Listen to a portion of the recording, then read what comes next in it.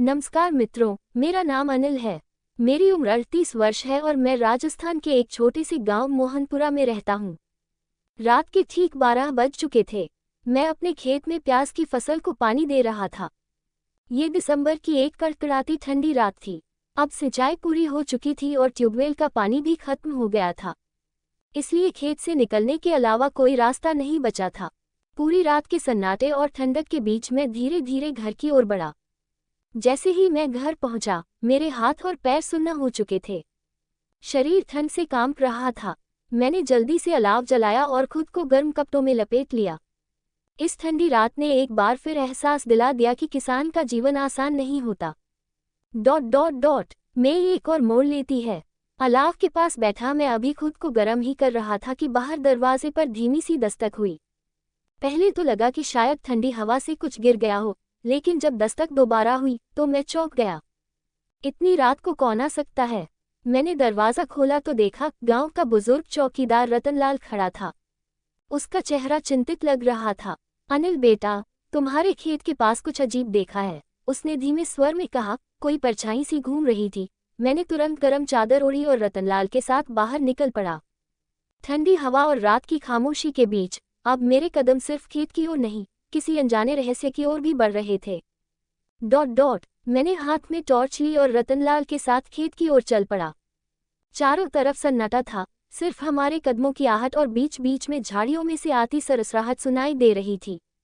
जैसे जैसे हम खेत के करीब पहुंचे, रतनलाल ने इशारे से दूर एक कोने की ओर दिखाया। यही कुछ हलचल दिखी थी, वो फुसफुसाया। मैंने उस दिशा में टॉर्च की रोशनी डाली। वहां प्याज की फसल के पास जमीन थोड़ी उखड़ी हुई दिख रही थी और तभी कुछ चमका, जैसे कोई धातु की चीज मिट्टी से झांक रही हो। मैंने डर और उत्सुकता के बीच आगे बढ़कर उसे खोदना शुरू किया। कुछ ही देर में एक लोहे की छोटी सी संदूकची बाहर आ गई। उस पर जंग लगा था, लेकिन ताला नहीं था। मैंने हिम्मत करके संदूकची खोली। उसमें पुराने सिक्के, एक छोटी डायरी और एक मुड़ा तुड़ा नक्शा था। रतनलाल की आंखें भी हैरानी से फैल गईं। ये तो लगता है किसी जमाने की छुपाई गई दौलत या कोई रहस्य है, मैंने कहा। लेकिन तभी अचानक पीछे से किसी की तेज आवाज आई, वो संदूक नीचे रख दो। हमने चौंक कर पीछे देखा। एक नकाबपोश व्यक्ति हाथ में लाठी लिए हमारी ओर बढ़ रहा था। नकाबपोश आदमी की आवाज में गुस्सा और डर दोनों थे। उसने लाठी जमीन पर पटकी, जिससे एक अजीब सी गूंज निकली। मैं और रतनलाल घबरा गए, लेकिन हिम्मत करके मैंने पूछा, तुम कौन हो और इस संदूक पर तुम्हारा क्या हक है? वो आदमी कुछ नहीं बोला, बस धीरे धीरे हमारे पास आने लगा। अचानक खेत के उस हिस्से में ठंडी हवा और घना कोहरा छा गया। टॉर्च की रोशनी धुंध में गुम हो गई। रतनलाल ने कांपती आवाज में कहा, अनिल बेटा, ये कोई आम इंसान नहीं लगता। मैंने बुजुर्गों से सुना था कि इस खेत की जमीन के नीचे कुछ दबा हुआ है, जिसकी हिफाजत कोई आत्मा करती है। अब वो नकाबपोश हमारे करीब आ गया था। उसकी आंखें सुर्ख लाल थीं और चेहरा जैसे इंसानी नहीं, कोई पुरानी डरावनी मूर्ति जैसा लग रहा था। उसने इशारा किया संदूक को वहीं छोड़ देने का। मैंने संदूक धीरे से जमीन पर रखा और पीछे हट गया। जैसे ही संदूक जमीन से जुड़ा, तेज हवा का झोंका आया और वो नकाबपोश आदमी एक धुएं में बदलकर गायब हो गया। चारों तरफ एक भयानक सन्नाटा छा गया। मैंने कांपते हाथों से उस डायरी को उठाया और जल्दी से घर की ओर भागा। घर पहुंचकर मैंने उसे पढ़ना शुरू किया। उसमें एक पुराने जमींदार की कहानी थी, जिसने अपनी दौलत गांव की जमीन में छुपा दी थी, लेकिन मरने से पहले उसने वचन लिया था कि कोई भी उसे बिना उसकी आत्मा की इजाजत के नहीं छू सकेगा। डायरी में धुंधले लेकिन डरावने अक्षरों में लिखा था, मेरा नाम ठाकुर हरनाम सिंह है। साल 1857, जब अंग्रेजों से विद्रोह हो रहा था, मैंने अपने खजाने को इस गांव की जमीन में छुपा दिया। चांदी, सोना, जवाहरात और एक दुर्लभ मूर्ति जो मुझे बनारस से मिली थी, शापित मूर्ति। उस मूर्ति को जो भी छूता, उसे रातों को चीखें सुनाई देती और नींद में वह खुद को जमीन में गाड़ता। मैंने वह मूर्ति संदूक के साथ गाड़ दी और एक तांत्रिक की मदद से उसकी रखवाली के लिए एक आत्मा बांध दी। अब यह आत्मा मेरी वफादार है। जब तक कोई सच्चे दिल से इस रहस्य को समझेगा नहीं, यह आत्मा उसे चैन से जीने नहीं देगी। मैंने डायरी पढ़ते पढ़ते कांपते हुए पन्ना पलटा। अगले पेज पर एक नक्शा था, गांव के पुराने हिस्से का। उसमें एक लाल निशान था, जहां लिखा था, जहां सब शुरू हुआ वहीं सब खत्म होगा। अब मेरे सामने दो रास्ते थे, या तो मैं इस रहस्य को यहीं खत्म कर दूं, या फिर आगे बढ़कर उस निशान वाली जगह पर जाकर सच्चाई का सामना करूं। मैंने ठंडी सांस ली और तय किया, सच को जानना है तो डर को हराना होगा। अगली सुबह सूरज की पहली किरण भी नहीं फूटी थी और मैं नक्शा लिए उस जगह की ओर निकल पड़ा जहां सब शुरू हुआ वहीं सब खत्म होगा लिखा था। गांव के पुराने हिस्से में एक सुनसान और टूटी हुई हवेली थी, ठाकुर हरनाम सिंह की पुरानी हवेली। बचपन से हमने सुना था कि उस हवेली में कोई नहीं जाता।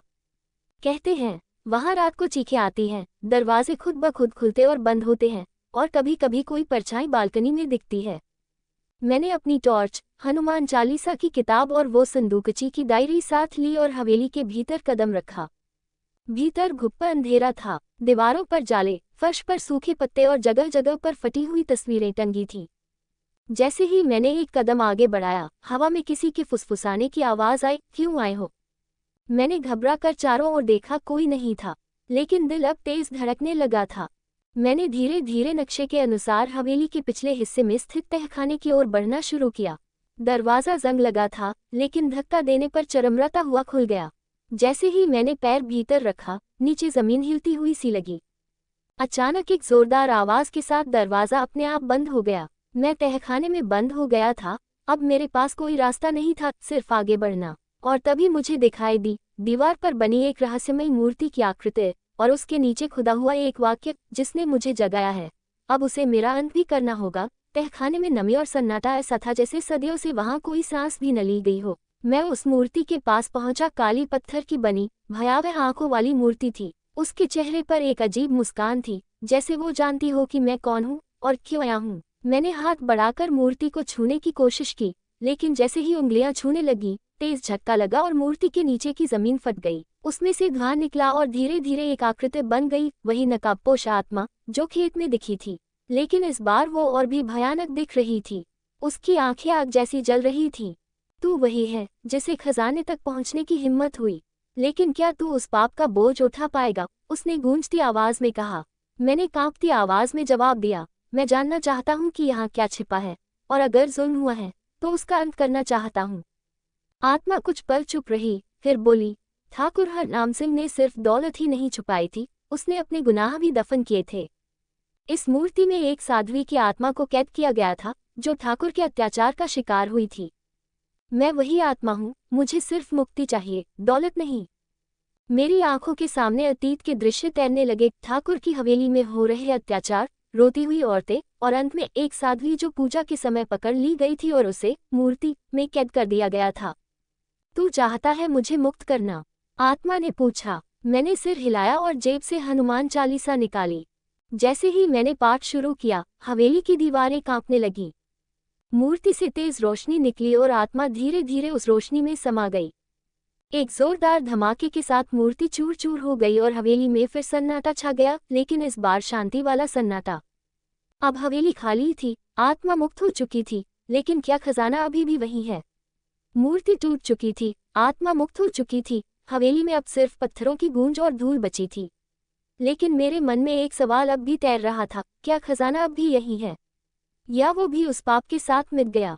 मैंने तहखाने की उस दीवार की ओर देखा जहां मूर्ति के नीचे की जमीन फटी थी। जब धुआं हटा तो वहां एक पत्थरों से ढका द्वार दिखाई दिया जिसे पहले कोई नहीं देख सकता था। मैंने ईंटें हटाई और भीतर झांका। वो एक संकरा रास्ता था जो जमीन के और अंदर जाता था। मैं सांस रोककर उस सुरंग में घुसा। करीब 15 मिनट की घुटन भरी यात्रा के बाद मैं एक छोटी सी गुफा में पहुंचा, और वहां टॉर्च की रोशनी में कुछ चमका। वो था ठाकुर हरनाम सिंह का खजाना।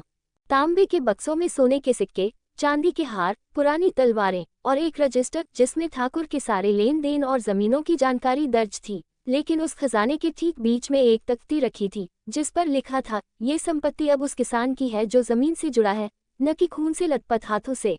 अगर तू लालच में अंधा नहीं तो इसका हकदार तू है। मेरी आंखों में आंसू आ गए।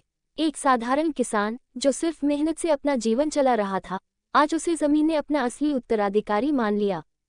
मैंने खजाने में से सिर्फ वो कागज निकाला जो गांव की जमीन से जुड़ा था, बाकी सब वही रहने दिया। आज भी अनिल मोहनपुरा के खेतों में काम करता है, लेकिन अब उसके पास साधन भी है, सम्मान भी, और एक ऐसा रहस्य जो सिर्फ वो जानता है।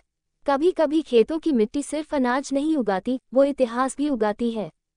निर्णय। अनिल एक साधारण किसान ठंडी रात में खेत से लौटते हुए एक ऐसे रहस्य में उलझ जाता है जो उसके गांव की सदियों पुरानी परछाइयों से जुड़ा है।